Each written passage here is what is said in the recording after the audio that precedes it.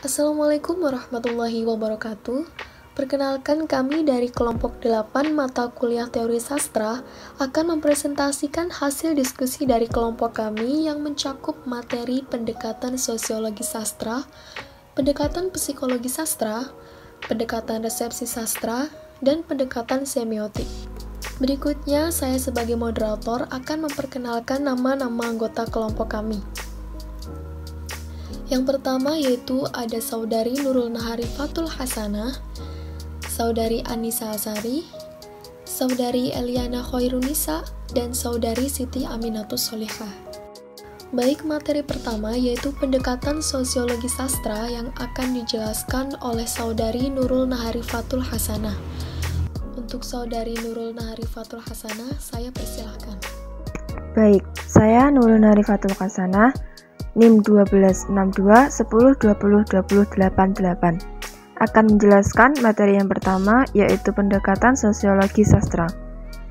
Sosiologi merupakan ilmu yang menyelidiki persoalan-persoalan umum dalam masyarakat dengan maksud menentukan dan menjelaskan kenyataan-kenyataan kehidupan kemasyarakatan. Seperti halnya dengan sosiologi, sastra juga erat dalam berurusan dengan manusia dalam masyarakat. Sastra dibentuk oleh anggota masyarakat berdasarkan desakan emosional atau rasional dari masyarakat. Oleh karena itu, mengapa kesusastraan bisa dipelajari berdasarkan ilmu sosial atau sosiologi? Sosiologi dan sastra saling berbagi masalah yang sama, karena sebuah sastra merupakan suatu keseluruhan kata-kata yang kait-mengaitkan secara masuk akal. Sedangkan perbedaan dari keduanya adalah bahwa sosiologi melakukan analisis yang ilmiah dan objektif, sedangkan sastra menyusup, menembus permukaan kehidupan sosial dan menunjukkan cara-cara manusia menghayati masyarakat dengan perasaannya. Pendekatan sosiologi sastra memandang sastra sebagai pencerminan kehidupan masyarakat atau cerminan kenyataan dan bukan sebagai kenyataan atau peristiwa yang benar-benar terjadi.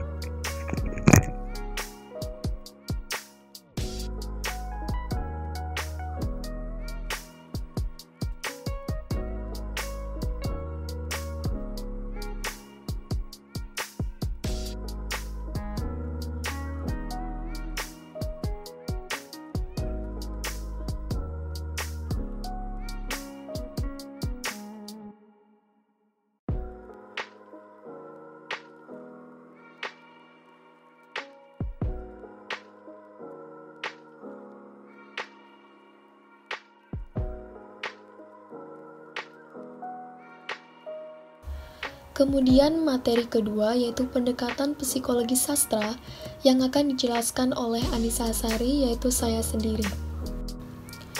Psikologi sastra merupakan suatu pendekatan yang mempertimbangkan segi-segi kejiwaan dan menyangkut batiniah manusia, karena baik sastra maupun psikologi sama-sama mempelajari keadaan kejiwaan orang lain.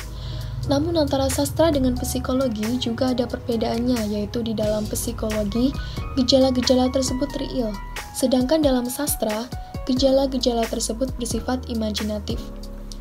Karya sastra dianggap sebagai hasil aktivitas dan ekspresi manusia, sedangkan psikologi dalam dapat membantu pengarang dalam mengentalkan kepekaan dan memberikan kesempatan untuk menjajaki pola-pola yang belum pernah terjamah sebelumnya.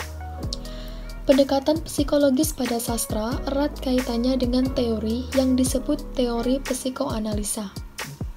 Wallach dan Warren berpendapat bahwa istilah psikologi sastra mempunyai 4 kemungkinan pengertian.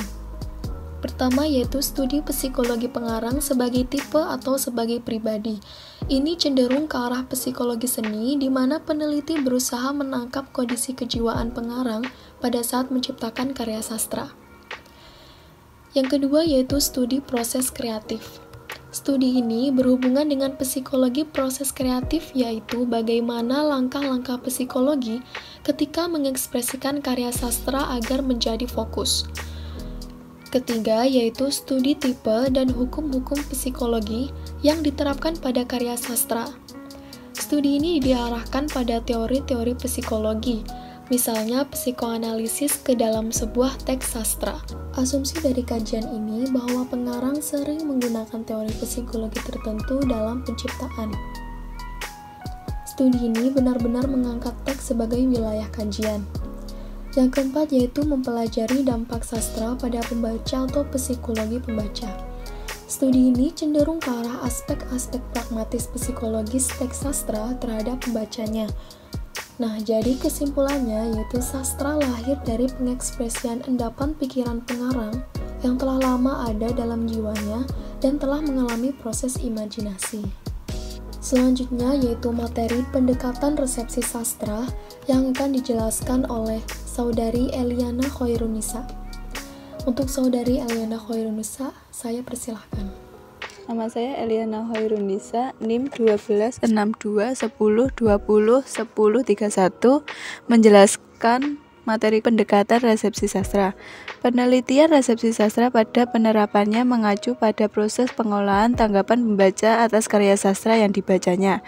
Resepsi sastra secara singkat dapat disebut sebagai aliran yang meneliti teks sastra dengan bertitik tolak pada pembaca yang memberi reaksi atau tanggapan terhadap teks itu. Secara etimologis, resepsi sastra berarti tanggapan terhadap karya sastra.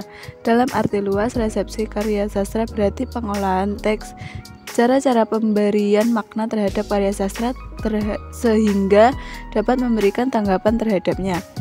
Tugas resepsi adalah meneliti tanggapan pembaca yang membentuk interpretasi, konkretisasi maupun kritik atas karya sastra yang dibaca.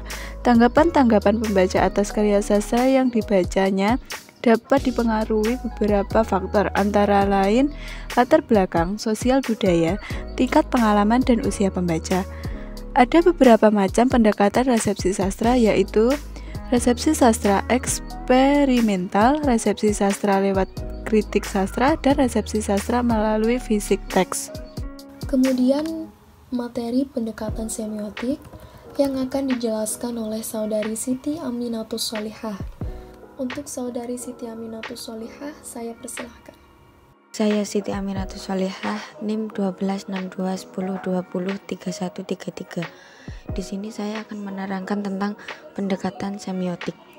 Pendekatan semiotik adalah pendekatan yang bertolak dari pandangan bahwa semua yang terdapat dalam karya sastra merupakan lambang-lambang atau kode-kode yang mempunyai makna atau arti tertentu.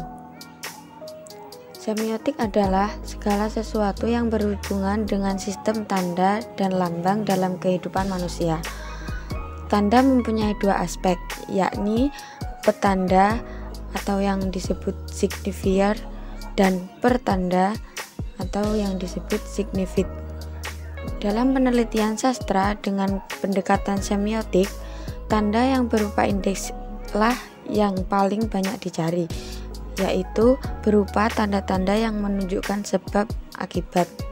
Tokoh yang dianggap sebagai pendiri semiotik adalah dua orang yang hidup sezaman, yaitu ahli linguistik yang bernama Ferdinand de Saussure dan seorang ahli filsafat yang bernama Alexander Bierce. Namun mereka bekerja di lapangan yang berbeda. Preminger dan kawan-kawan mengemukakan bahwa penerangan semiotik itu memandang objek-objek atau perilaku ujaran sebagai parole atau tuturan dari suatu konsep bahasa yang abstrak, sistem linguistik yang mendasari bahwa tanda bahasanya harus dianalisis. Studi semiotik sastra adalah usaha menganalisis sistem-sistem tanda. Dalam menganalisis karya sastra, peneliti harus menganalisis sistem tanda dan menentukan konvensi-konvensi apa yang memungkinkan karya sastra mempunyai makna. Contohnya, genre puisi merupakan sistem tanda yang mempunyai satuan-satuan tanda seperti kosakata, bahasa kiasan, yang diantaranya personifikasi, simile, metafora, metonimi. Tanda-tanda itu mempunyai makna berdasarkan konvensi-konvensi dalam sastra. Sekian presentasi dari kelompok kami. Bila ada kurang lebihnya kami mohon maaf. Terima kasih. Wassalamualaikum warahmatullahi wabarakatuh.